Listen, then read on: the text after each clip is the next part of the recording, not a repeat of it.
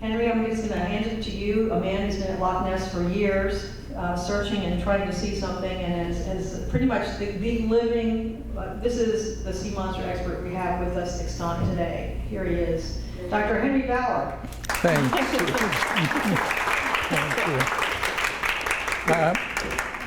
I am an academic, but my interest in the Loch Ness Monster was not particularly favored in academia. And Susan's mention of the sort of odd topics that academics can be interested in reminded me that when we set up the Society for Scientific Exploration, we wanted to be sure to keep the kooks out. So as criteria for full membership, we said they had to be people who had tenured positions or the equivalent in academe. And anyone who has been in academe at all knows that a tenured position in academe is absolutely no guarantee of not being a kook. I've been interested in the Loch Ness Monster for 60 years or so. It gets its name from Loch Ness, which is a lake in the northeastern part of Scotland there. But somehow, Loch Ness Monster has become an icon for all sorts of things. People have heard about it all over the world. Next slide, please. Everyone seems to have heard about it, but what they attribute to it is not always obviously connected with Scotland or even being a water monster. Just a little while ago, my daughter found in a catalogue the advertisement for a sweater featuring Nessie, made in China, of course. Next slide, please. Of course, it's quite appropriate that a company interested in photography would feature Nessie. Next slide. And I guess it's appropriate that at Busch Gardens, where they have a Loch Ness Monster portion, they would hand out these things for children to connect the dots and give a picture of Nessie. Next one, please. The Loch Ness Monster was even featured in a Rose Bowl parade. Next one. But although she's mentioned in all sorts of ways, it's not always in a way that's appropriate to a monster. Next slide, please. Just a few weeks ago, I picked up in our senior centre in Blacksburg this pamphlet, Claytor Lake Ness Monster. Claytor Lake is a not particularly large lake, not far from Blacksburg, Virginia, and we fish there and we go boating and swimming there.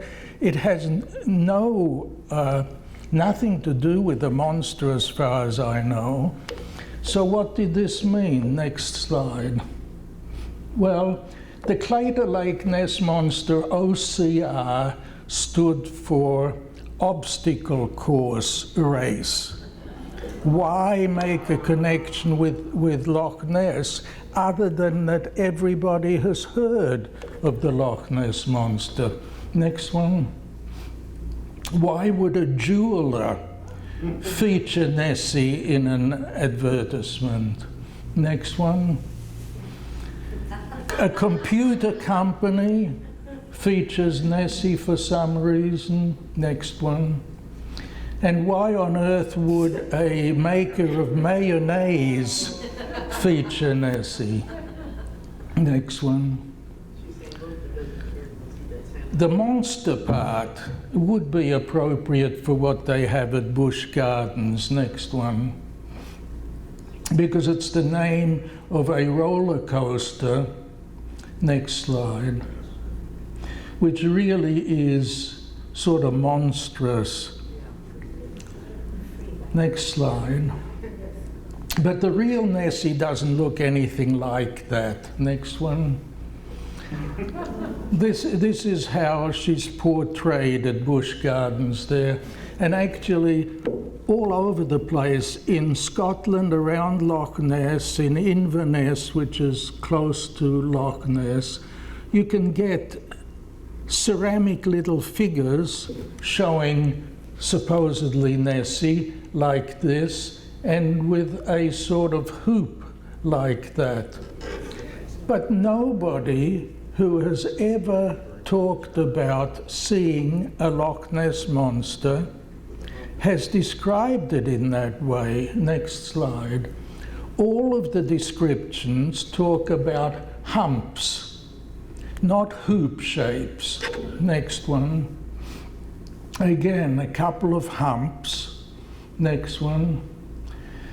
All sorts of sketches by eyewitnesses say long neck, humps. Next one. The Rose Bowl got it completely wrong. Nessie is not pink, and her head doesn't look anything like that. Next one. Back a couple.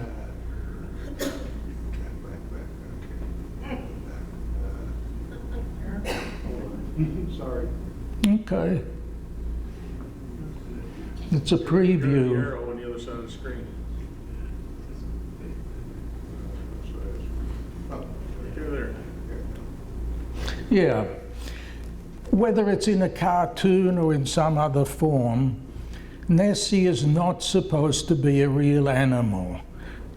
Everyone's heard of her, but the general impression is that it's not a real animal, but a tourist attraction. Next one.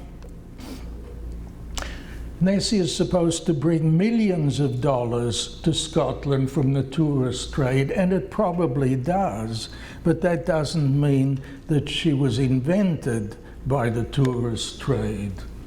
Next one. So people make jokes and cartoons about Nessie. Nessie is looking at people as well as us looking at her. Next one. And Nessies cannot believe that there could exist animals that look anything like we do. Next one. The Scots, of course, are supposed to harbour, to help along this myth by making tracks just before the tourist season. Next one. And maybe they even raise little Nessies in their hatchery. Next slide. But the fact of the matter is that Nessies, actually Nessies, because there's a whole family or clan of them, are perfectly real animals. We don't know exactly what they are, but they're real, living, big animals. And the evidence for that is primarily a film that was taken in 1960. As well as that, sonar has detected large underwater moving objects on very many occasions, and there are also a few still photographs available. Next slide shows Tim Dinsdale, who is the fellow who obtained a film of Nessie in 1960, and he took this selfie of himself and published it in his first book. Next slide. He spent another 20 or 30 years after getting that film trying to get a better, closer view of Nessie, and he never managed to do it. But here he's shown on his the boat on which he floated around Loch Ness for many years. Next one. And he remained enthusiastic a happy individual, enjoying his search, but ultimately frustrated. Next slide. In 1960, Tim had been looking for Nessie, and he saw a hump lying in the water. And through his binoculars, he saw what he described as a large hump that looked like it had a ridge down the back and a splotch or a discolored patch on the side. And while he was watching, the hump started to move. Next slide. Now, Tim was a mile away from this, and he was using a 16mm camera, so the object that he filmed looks pretty small. But there you see it in the water, starting to move. Next slide. It moved to the right, and you can see quite a wide wake there that it's throwing up in the water. Next slide. At one point, it looked like there was a small second hump not far behind the first one. Next slide. That's the same one blown up. Next slide. When this film was computer enhanced, it confirmed that in that particular frame there was a second smaller hump behind the first one. Next slide. So the hump was moving, throwing up a wide wake, and then at one point the wake narrowed dramatically and the hump disappeared. But the wake continued.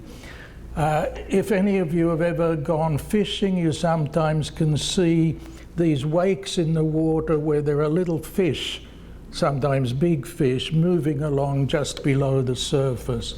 Well, in this case, next slide,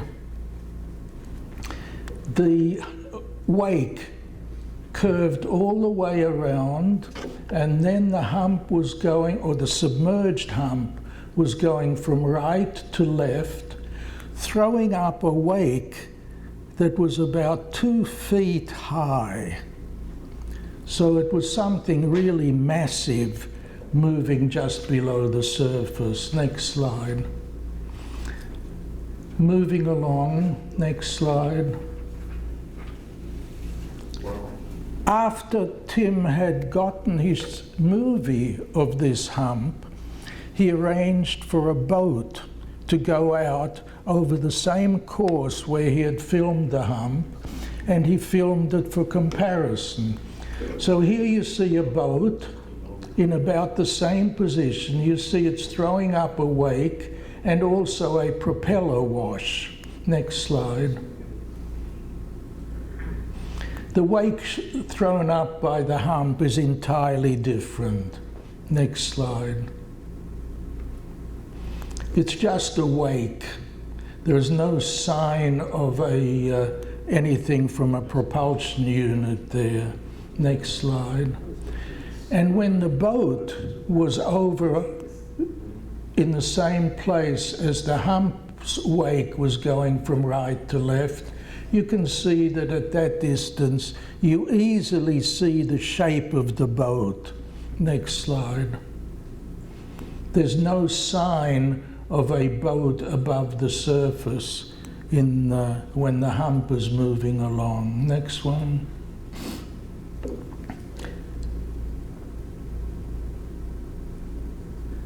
Is this the film already? Yeah. Okay. You want to start there? No, this is fine. You're going to see the film itself now, which is available on the internet. Yeah. It was posted on the internet recently by one of Tim's sons, Angus. And he describes that Tim filmed this animal at about a range of about a mile. And when the photographic experts measured the thing, they said it was about 6 feet wide and would have been about 5 feet high if you count the part underneath the water.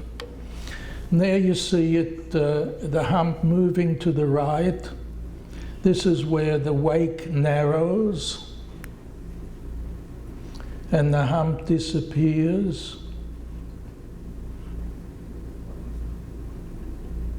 Still throwing up a sizable wake, and there you see it going now from right to left, throwing up a really sizable wake in the water.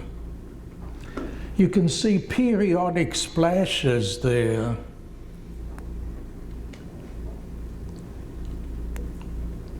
And Tim himself thought that those splashes looked as though they could have been made by paddles going like this.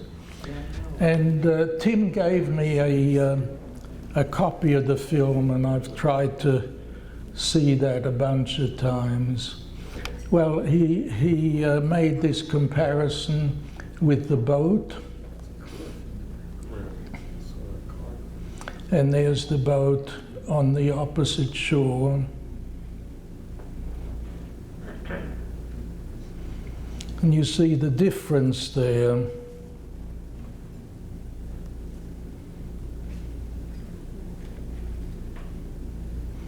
And here they are side by side, the hump and the boat, entirely different appearances. And that's important because the people who don't believe that Nessies are real animals have no explanation for Tim's film except that it must have been a boat. And it clearly is not a boat.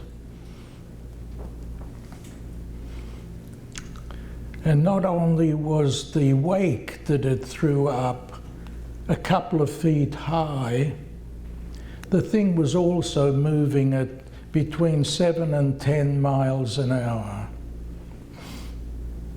Very rapid indeed. When you magnify the 16mm film like this, of course, you lose a lot of the definition in the grain size.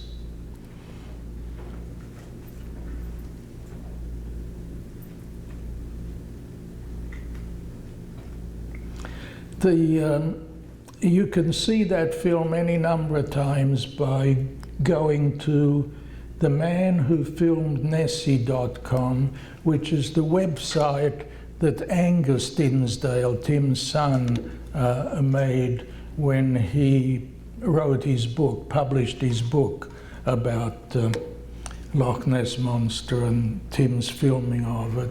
Next slide, please. This is the book that Angus published just 2 or 3 years ago, and it has fascinating information about Tim Dinsdale, about his search for the Loch Ness Monster, about how involved his family in it, and Angus himself had one sighting at least of a Nessie. Next slide. Well, Tim's film is the best objective evidence that there are large animals in Loch Ness. But it's not the only piece of film that was ever taken of a Nessie.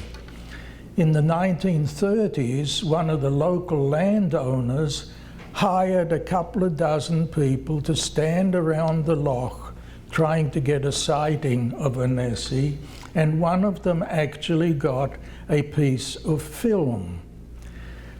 No one knows where that film is now, but the film was shown to the Linnean Society of London, the Society of Zoologists, Biologists, and in the proceedings of the society, you can read what these experts said about the film.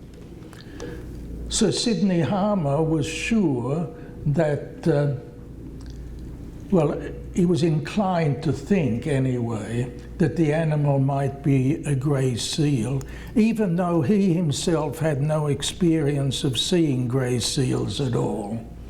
Mr. Hinton, however, was sure it was a seal. Dr. Stanley Kemp had never seen a seal who moved anything like that. Mr. Fraser disagreed again, and Captain Dolman knew exactly what it was, namely a common otter, because seals just don't move in that way. So what we have is that there was a film taken of something animate moving in Loch Ness, and the experts were puzzled by what this could possibly be. Next slide. In the 1960s and early 70s, the Loch Ness investigation was a group of amateurs who every summer made really intensive studies around Loch Ness. They had 35mm cameras mounted on vans that would move around the loch, and they obtained a few short bits of film. In 1962, at a range of a few hundred feet, they filmed something that seemed to have a length of 6 to 8 feet. In June of '63, a remarkable film, at a couple of miles range, there was this large thing, something like 7 to 17 feet long, that was either lying on a beach or in the shallows near the beach. In the same year, they filmed a dome, or in other words, a hump. In 1965, they obtained a little bit of film that showed 2 wakes not far from one another. In '67, there was another wake again with something that may be 7 feet long appearing periodically at the front of the wake. Next one. Sonar has gotten echoes from large underwater objects on many occasions. All that tells us, unfortunately, is that there are large things down there in the water. They are a different density than the water. That's why the sound reflects off them. But the sonar doesn't give us any indication of shape or actual size. If it is something that is filled with air, which is very different in density from water, then it'll be a strong echo. If it's a waterlogged tree, it might not give you much of an echo at all. But nevertheless, over the years, there have been innumerable reports of large underwater objects moving around. First one we know about was in 1958, when a fishing trawler picked up something in mid-water. Fishing trawlers used to take the Caledonian Canal, which connects the west and east coasts of Scotland, and they would go through there occasionally. Oxford and Cambridge, students and faculty from both places did sonar work at Loch Ness on a number of occasions, recording echoes, 3 large echoes. And in 1968, a team from Birmingham University used Loch Ness to try out a new digital sonar. And they got remarkable echoes of 2 large objects that came up from the bottom of the loch, didn't quite get to the surface, and then went down again. In 1969, one of the people working with the Loch Ness investigation actually tracked an underwater object by sonar. And a submarine, a midget submarine, that had been obtained by the Loch Ness investigation, picked up an echo deep down, moved towards it, and the thing moved away more rapidly and went out of range. Next slide. This is the 1969 sonar. A tracking sonar on this boat followed an object that moved at several miles an hour in this sort of curved path several hundred feet below the surface. Next slide. The Academy of Applied Sciences was a private group set up by Robert Rines, who had studied physics, became a patent attorney, had made some inventions in sonar, and had become interested in the possibility of Nessies being real animals because he actually saw one himself on one of his trips to Scotland. And he assembled a group of people that included sonar experts and experts in photography. And he did some underwater photography combined with sonar.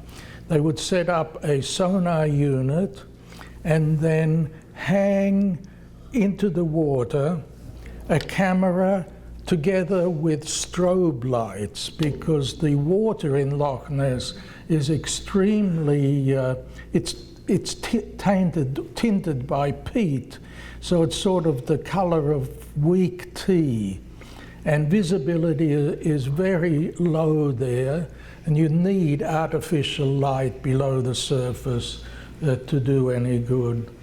At any rate, in 1972, their equipment picked up sonar echoes that seemed to come from two large things together, and the photography at the same time showed what looked like flippers or paddles, which I'll show you in just a little while. 3 years later, their cameras were triggered again by sonar echoes, and they showed more objects, which I'll show you again. And 1972, they got more echoes. Roger Parker, a private individual, got sonar echoes, and so on. Next slide.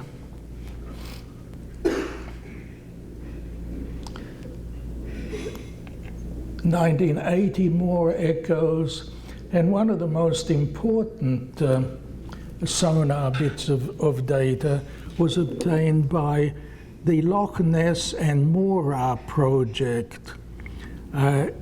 Loch Morar, on the west side of Scotland, is supposed to also have creatures of this sort. There are many excellent eyewitness reports from there, but no one has ever obtained a photograph or a film from Loch Morar. But there is one remarkable story from there.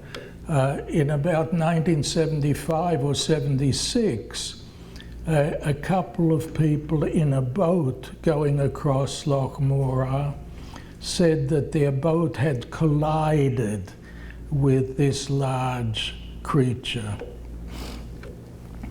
Next slide. This, of course, is the most famous picture of Nessie. And you may well have read that this was a fake.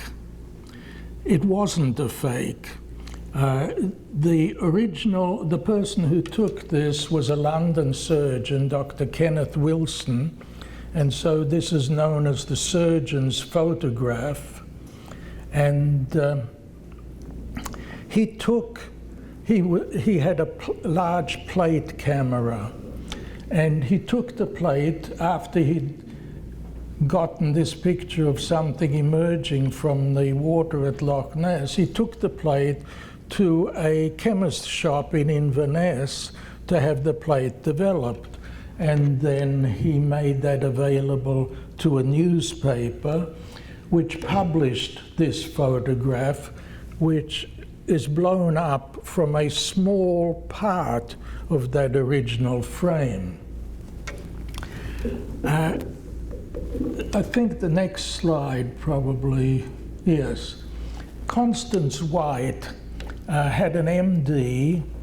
She married the manager of the Caledonian Canal in Inverness, and she lived there for some 20 years and was impressed by the number of people that she came to know who told her of having seen a Nessie in Loch Ness. So she became intrigued and researched the thing, and she was able to locate the chemist's shop where the surgeon had had his photograph developed, his plate developed. Next slide. This is the full frame of the original surgeon's photograph, and just this part of it had been magnified, had been blown up. Magnifying from the original plate allows you to maintain very good resolution.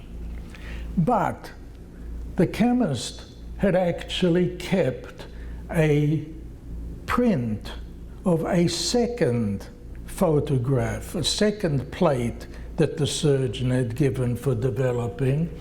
And this is the full print of the second frame. Next slide. Here they're blown up. And of course, since this is only blown up from a print and not the original plate, the definition is gone. But here's the important part. The shadow of this thing is in line with what is presumably the neck, whereas here there is an angle between the two, which is consistent with something animate. The neck's poking out and then it's starting to go down. And that sort of movement is consistent with an animate object. And what's more, it is inconsistent with all of the speculations that have been made as to this having been faked. One of the popular stories about a fake is that this was made of plastic wood mounted on a toy submarine. Well, that could never give you a second one like that. Next slide. This is another, what I believe to be genuine photograph, and actually the first one ever taken of a Nessie. Hugh Gray was a local resident who was out walking after church one Sunday and saw this big object in the water, and he took this photograph. And it sure looks like something fairly big and lumpy there, with maybe a long neck stretching into the water. And if you're an enthusiast like me, you will note that there's what looks like the beginnings of front and rear limbs stretching down. Next slide. Here is Tim again, together with Robert Rines, who founded the Academy of Applied Sciences, and Marty Klein, who was one of the sonar experts. Next slide. And here is the 1972 sonar chart that seemed to show two large objects in the sonar beam, and one of those seemed to have a projection on it at one stage. Next slide. And the simultaneous photography showed this, which sure looks like a paddle or a flipper. Next slide. And again, diamond-shaped paddle or flipper, and at a different angle to whatever this is. So again, you've got two photographs taken just a short while apart, with whatever it is having moved in the sort of way you would expect movement from something that is animate, living. And again, you can read suggestions, claims that these photographs were faked, or at the very least touched up, that the originals would not have shown these flippers. And again, that is not the case. Next slide. This has been published in Wildlife magazine. These are they're prints of the original negatives obtained by Rines, and you can see that in them the shape of the flipper is already clearly visible.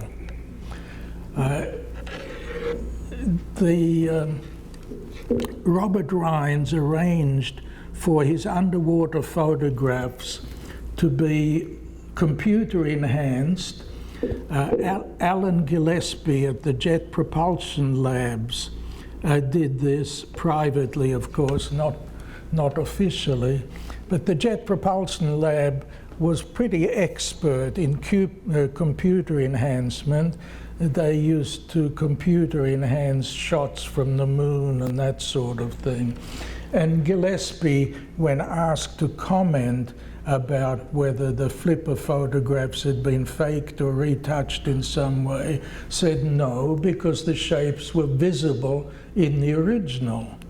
What the computer enhancement involves is scanning the original at different wavelengths, at different colors, applying an algorithm that says to the computer, see if there are any edges, or enhance the contrast.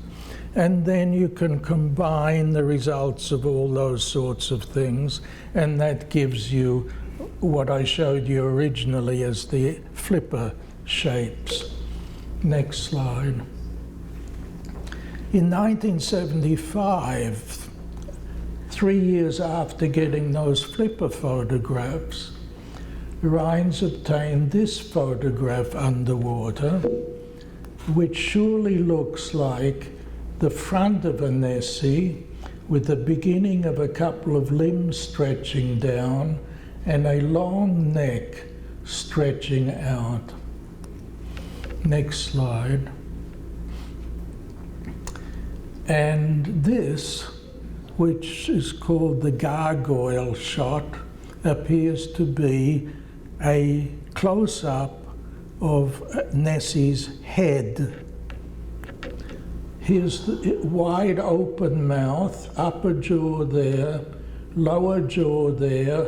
You could speculate that there are reflections from teeth in that lower jaw. It looks like there's a symmetry around about this line here.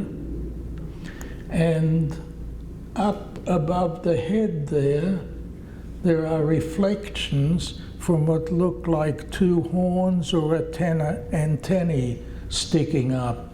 Next slide. You may remember that one of the eyewitnesses had drawn a sketch that showed a couple of things poking up from the head, and a number of eyewitnesses have mentioned projections like that, which they may call ears or antennae or horns, something like that. Next slide. So I maintain that the objective evidence of the Dinsdale film, multiple sonar echoes, a few still photographs that are not fakes, and confirmation with little bits of film obtained by the LNI, they all establish that there are real animals, big ones, living in Loch Ness. Given that objective evidence, then we can get more information about those creatures from eyewitnesses. And of course, eyewitness testimony can always be questioned. You can be doubtful about it quite legitimately. It becomes more meaningful when the eyewitness is someone that you know personally. Over the years, Barbara and I spent about 20 summers, 2 or 3 weeks at a time, at Loch Ness, and we got to know a number of people, including Dick McIntosh, who was a prominent lawyer in Inverness. And he, like many Scots, was fairly reticent. It was several years before we got to be really friends with them, and he knew from the beginning of my interest in Loch Ness that he mentioned that he himself had had an encounter with a Nessie. In around 1940, he had been out fishing in a rowing boat on Loch Ness, together with an 11-year-old nephew. And he said that all of a sudden, what he described as a huge grey mass emerged out of the water, not far from the boat. And his only thought was to get his nephew away to safety, so he could tell us no more than that. But he was a lifelong fisherman on Loch Ness. He'd been in the Navy in World War II, and what he saw was an animal of some sort, a huge animal. Barbara and I rented this holiday cottage during those years, and on one occasion the owner of the cottage told us that his mother had seen a Nessie. Again, like a good Scot, Bill Ross said, but I wouldn't believe it unless I see it myself. And Tim Dinsdale himself had another sighting apart from his film, and it was a very frustrating one for him. When he decided to try to get a close-up by being on a boat on the loch, he had 35mm movie cameras, still cameras, microphones to catch possible sounds, and he spent time training himself to turn those things on at an instant's notice. And yet, he told me, he was out there once, and he said a muscular neck came out not far from the boat.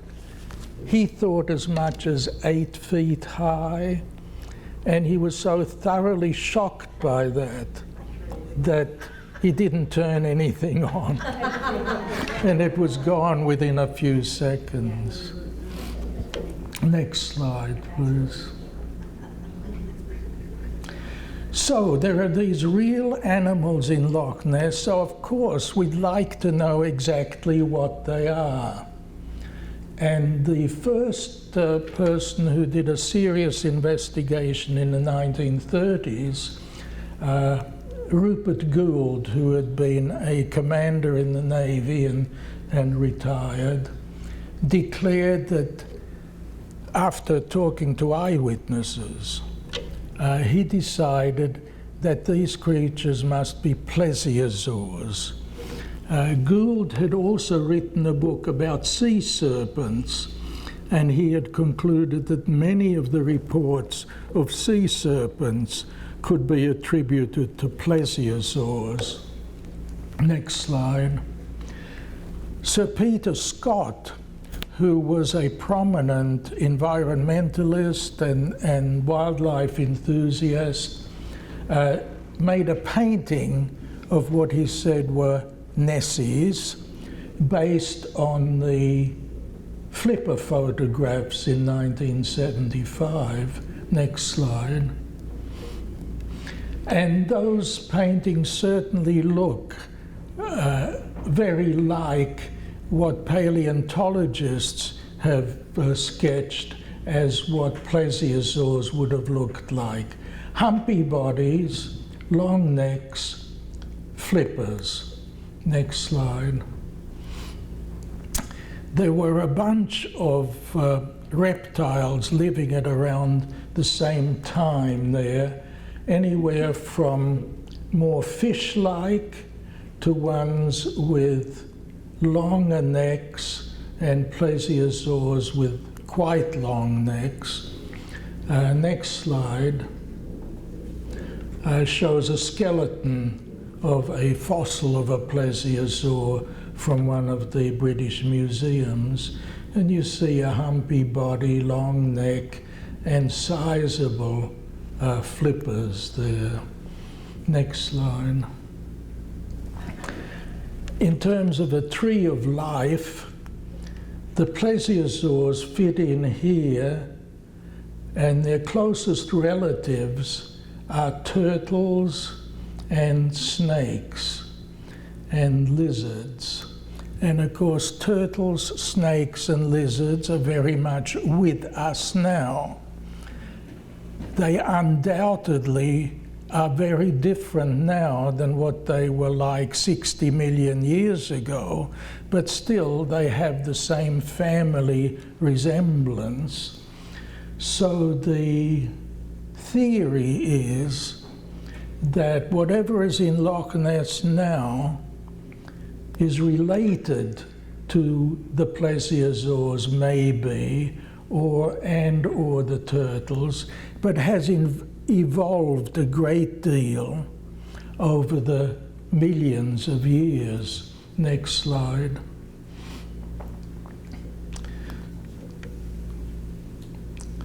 So the plesiosaurs are closest to those. Leatherback turtles are large turtles without shells, and they live in the Atlantic, and they have been seen as far north as Scotland. So even though they are reptiles, supposedly not warm-blooded, they manage, at least in the oceans, to stay around in those cold waters. Next slide. Turtles, of course, breed on land, and there have been several reports of eyewitnesses claiming to see these strange animals on land.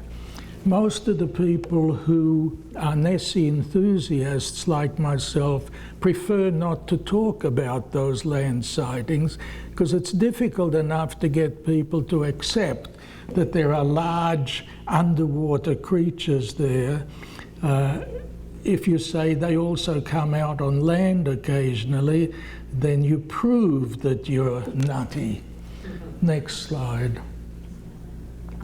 But there's at least one enthusiast who had been looking for Nessie for years and going around the loch, who gave a detailed description of a claim of having seen one of these creatures out of the water. Torquil MacLeod says that once on the opposite shore from him, on a steep slope, he saw this thing that had what looked like a long neck, a humpy body. As he watched, this thing moved from side to side, and then at one stage the thing turned around, seemed to turn around. He saw what looked like flippers or paddles, and it dived back into the water. And the binoculars that he was using had graticules, a scale on them, and he estimated, given the distance from shore to shore, which is about a mile, Loch Ness is about a mile across in most places, he estimated that that thing was 45 to 50 feet long. Next slide. So, these things look most like plesiosaurs, but plesiosaurs, as far as we know, lived in the oceans, in salt water. They were surface dwellers, air breathers, and what's more, they've been absent from the fossil record for about 60 million years. So if the creatures in Loch Ness are evolved plesiosaurs, where are they in the fossil record in all this time? And how did they come to inhabit fresh water instead of salt water? Well, they must have evolved.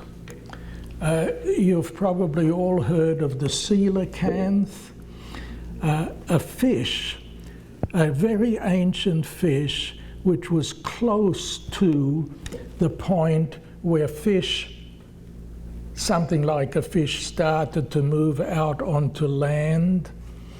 And they had been absent from the fossil record for 60 million years or so, were thought to be extinct. And then in 1938,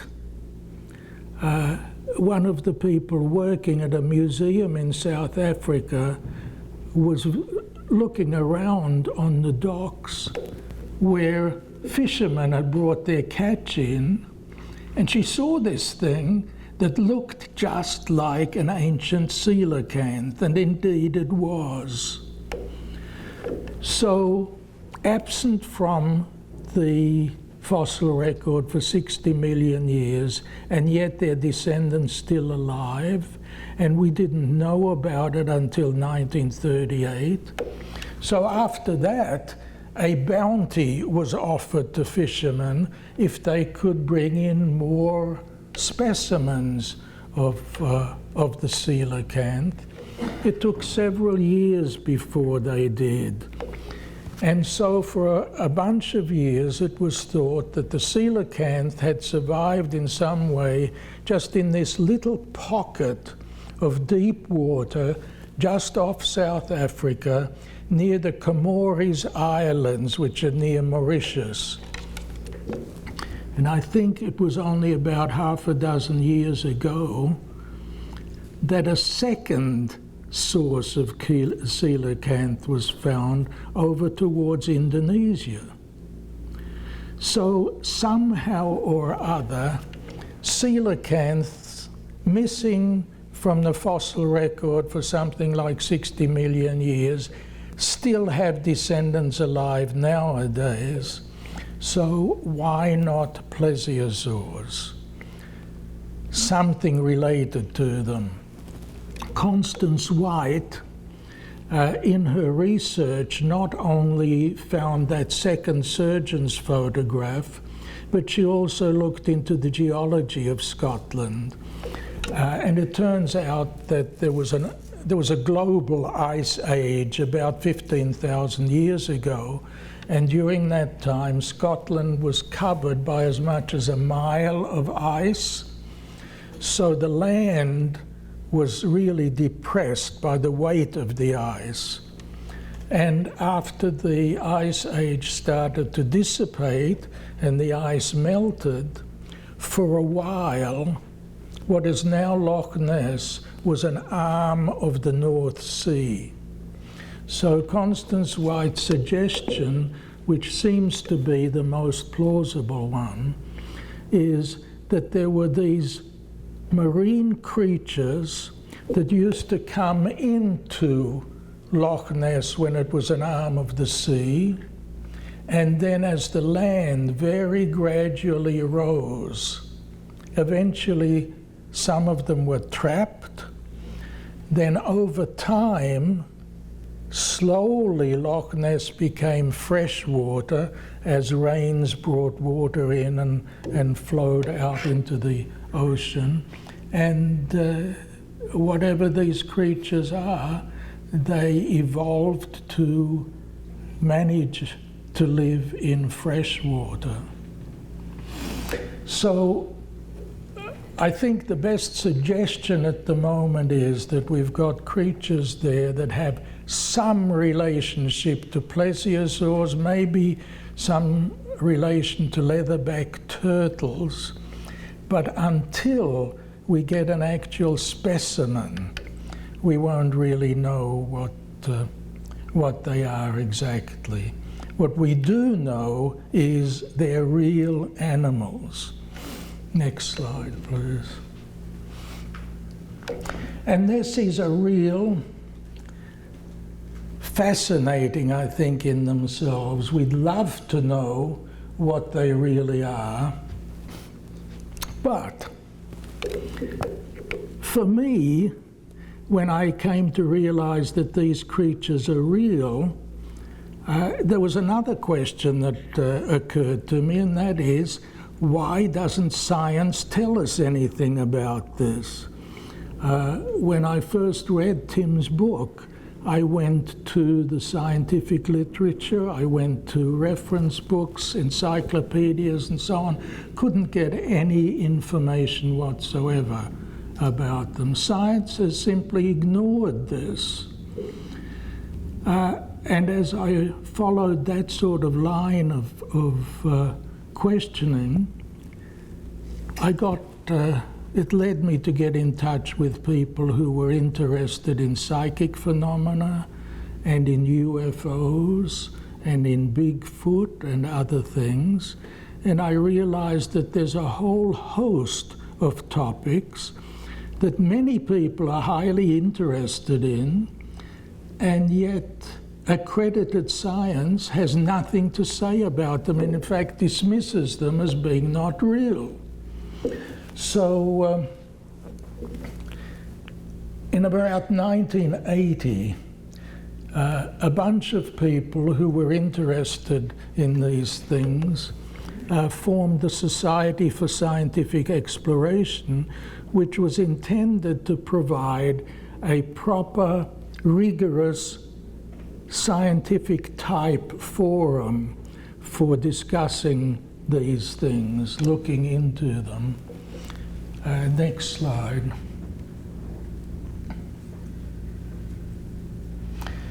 I was in academia, I was doing chemistry, but I was also interested in philosophy and history and so on.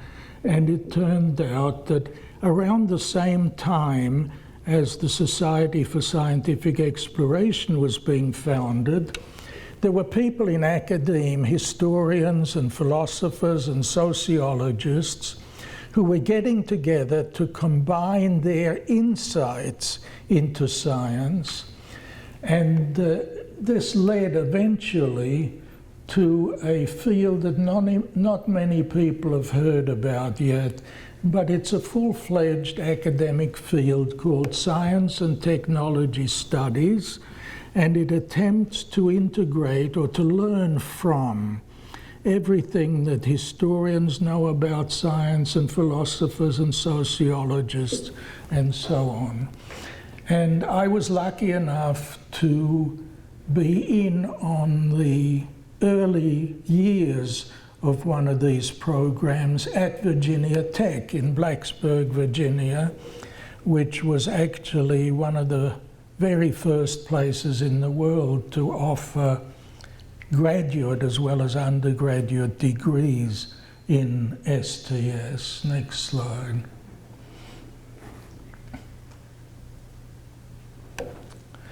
So, eventually, learning from my colleagues in that area, I've suggested an answer.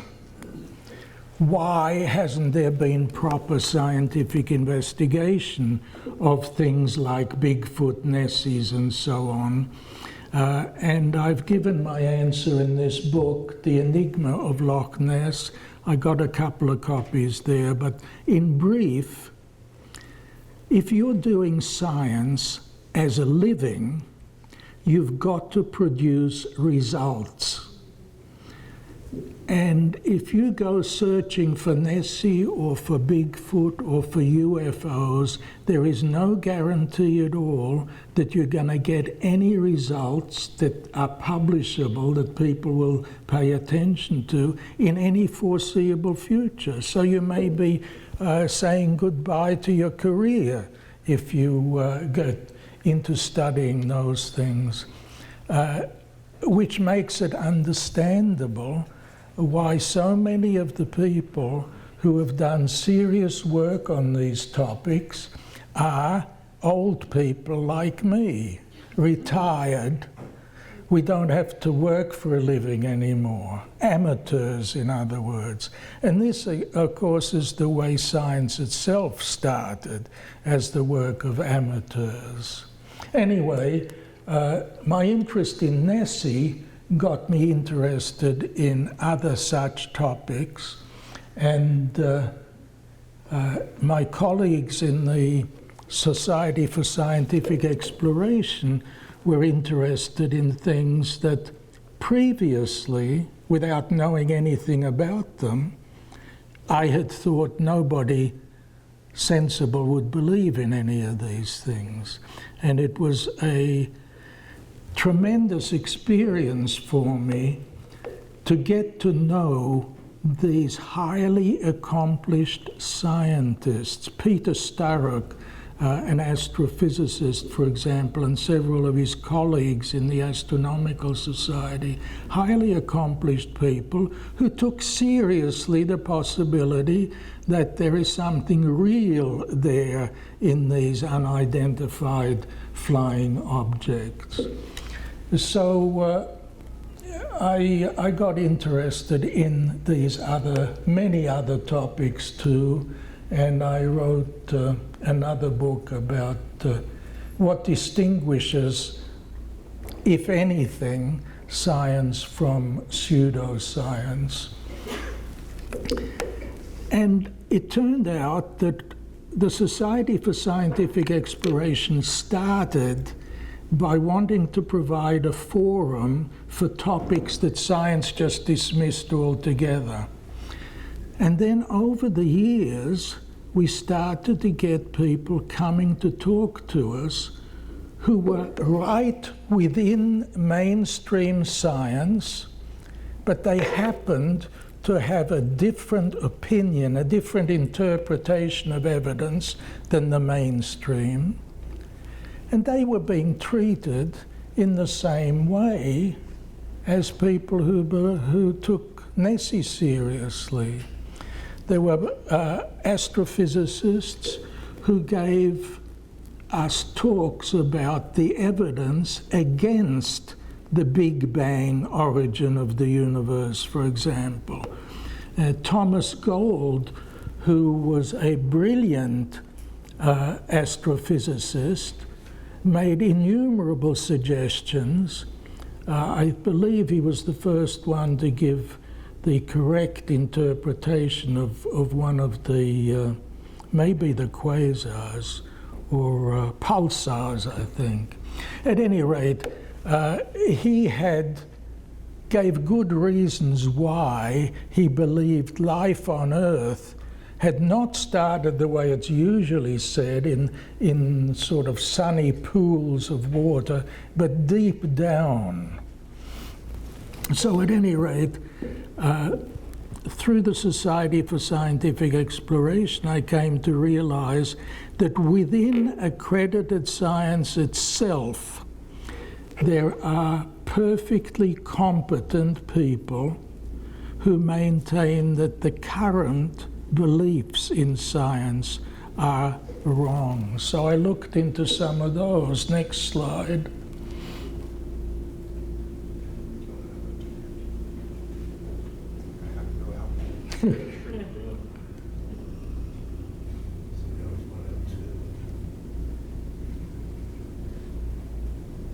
Well, I spent my time looking around for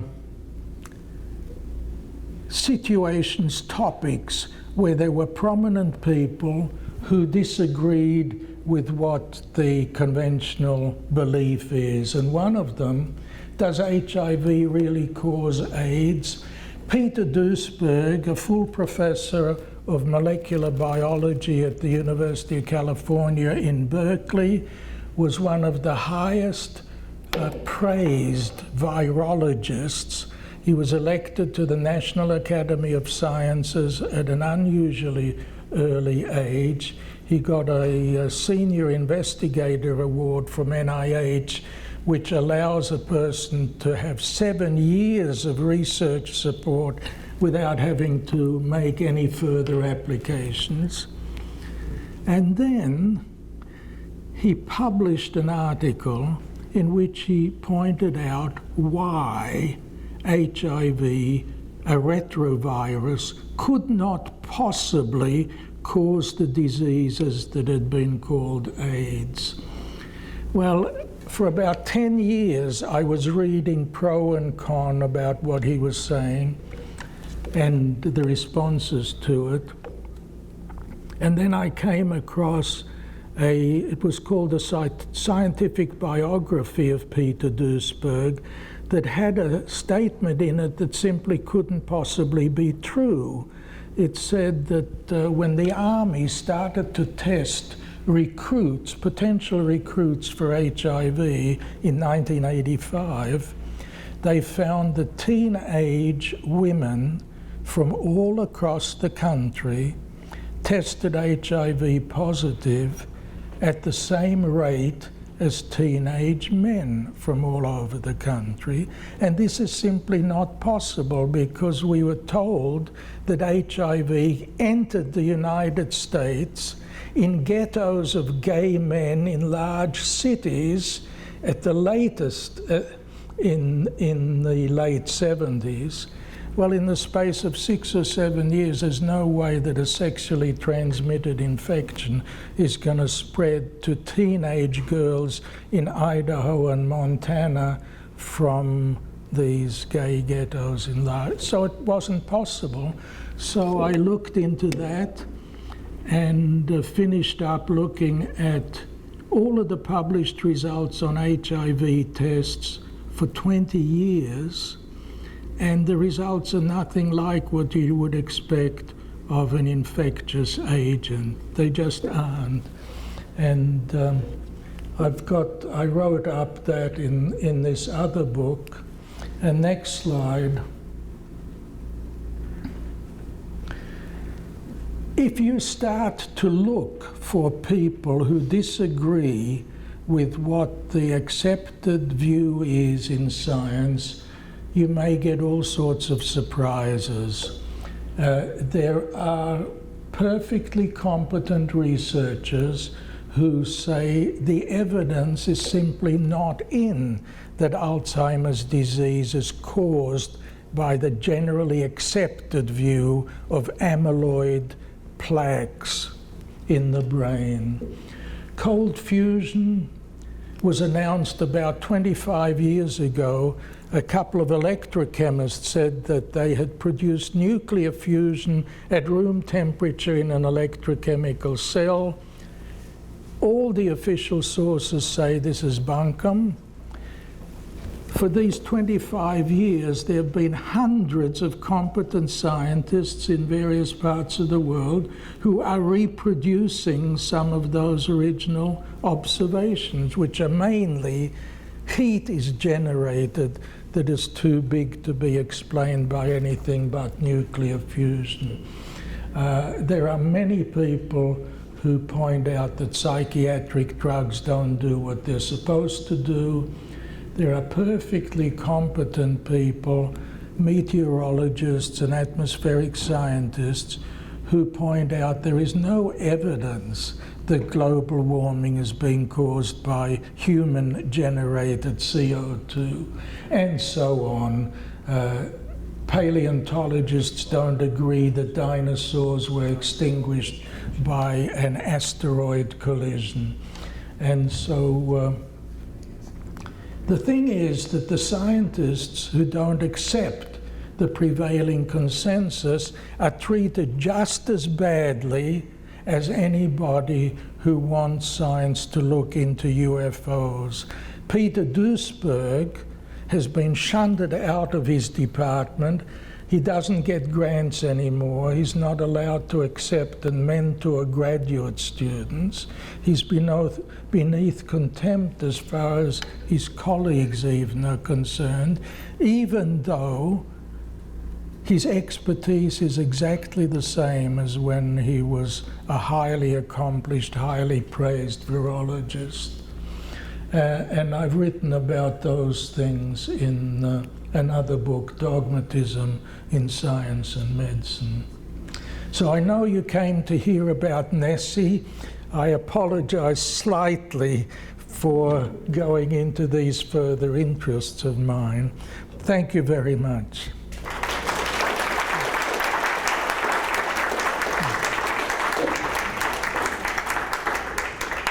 Yeah.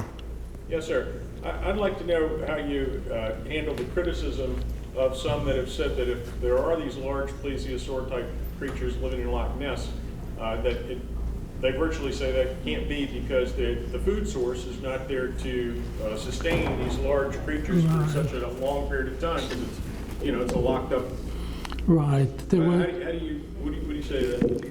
Well, it's not easy to get a reliable estimate on the food source. And I know that for many, many years, there was one estimate that had been made that everybody agreed was insufficient. Just about a year ago, Carl Schuker, who's an outstanding cryptozoologist, sent me a manuscript of his in which he's collected his articles about Loch Ness, and he claims that there has been a revised estimate made.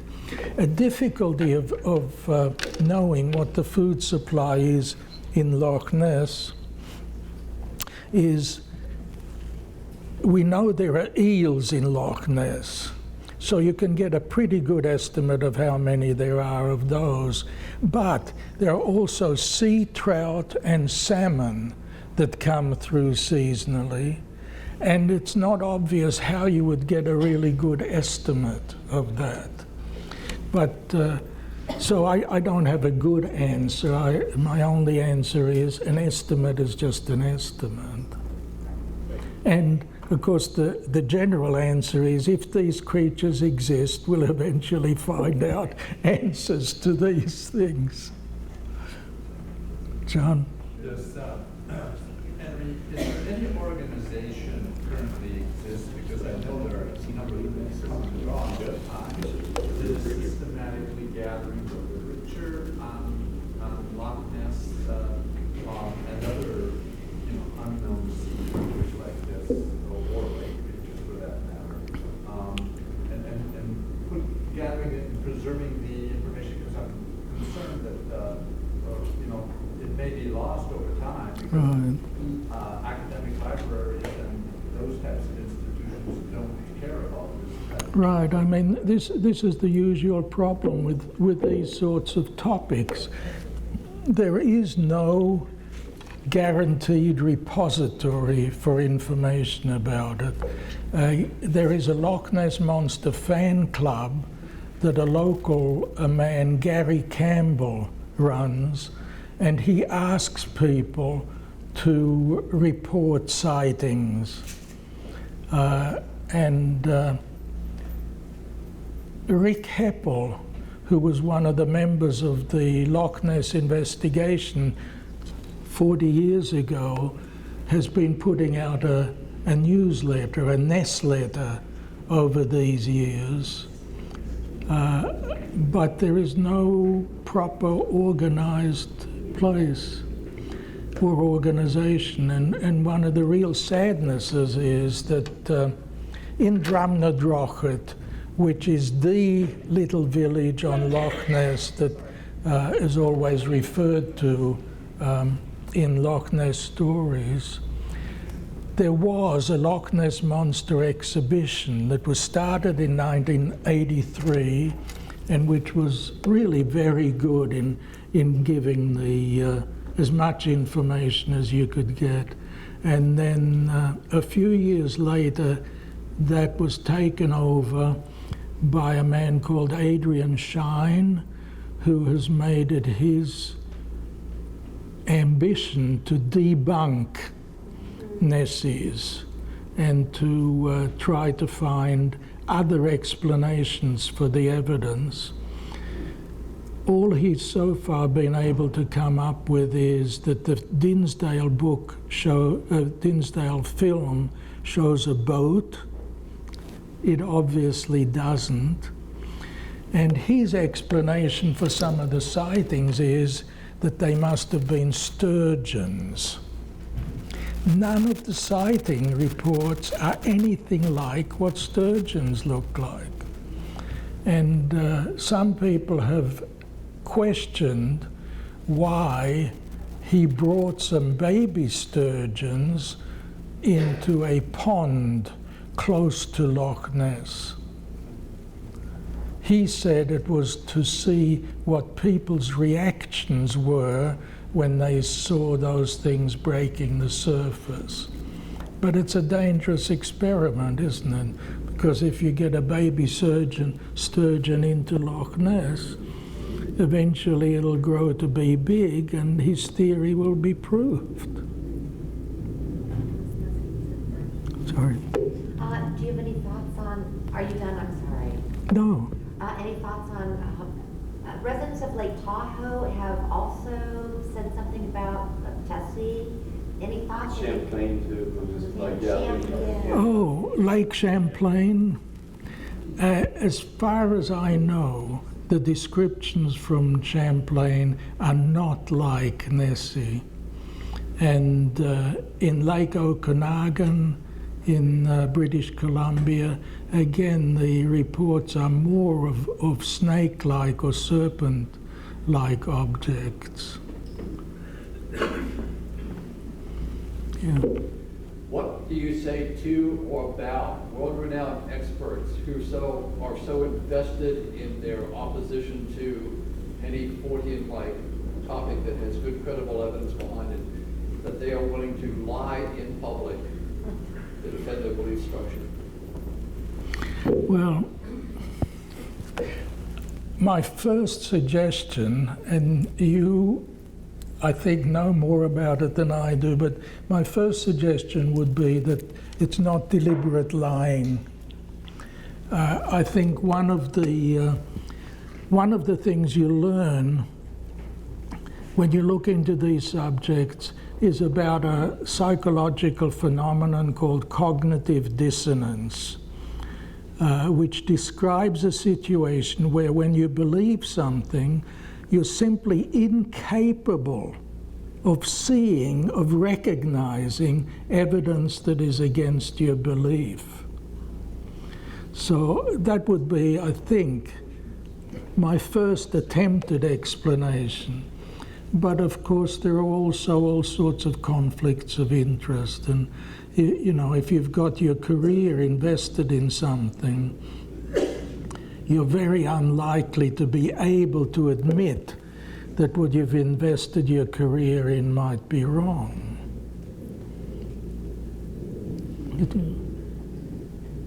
My question was actually Oh, about that. I okay. mean, to hijack your question about Tahoe. You've never heard anything about anything. Right.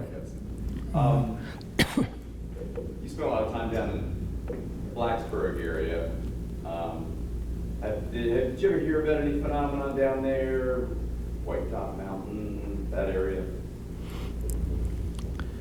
I haven't really, no.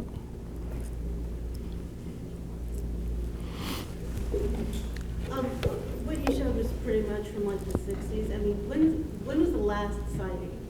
Like how recent? Gary Campbell annually publishes reports of sightings, and I think he said there were about 3 or 4 of them last year in 2015.